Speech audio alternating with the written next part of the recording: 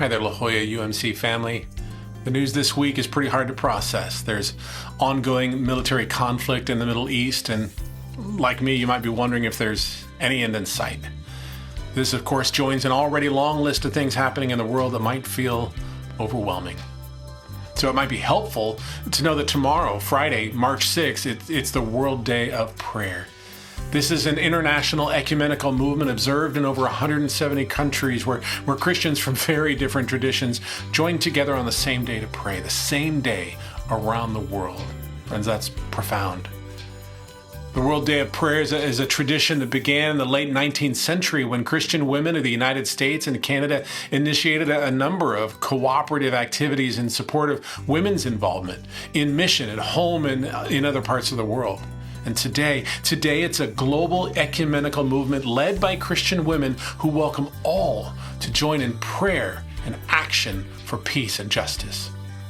Now, each year, a different country prepares a service. There are resources for prayer and worship. And this year, materials are provided from the women of Nigeria. And the theme they've chosen is drawn from Matthew 11, verses 28 to 30.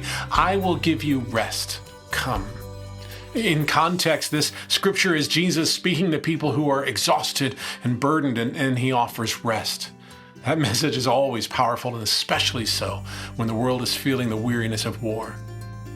The image of Christians across 170 countries pausing on the same day to pray together for peace, for those in harm's way, for leaders facing difficult decisions, it's quietly radical. When the world feels fragmented and loud, that kind of connection matters. Prayer is an important way of refusing to let despair have the last word. So tomorrow, friends, I'd invite you to set aside a few minutes to honor the World Day of Prayer.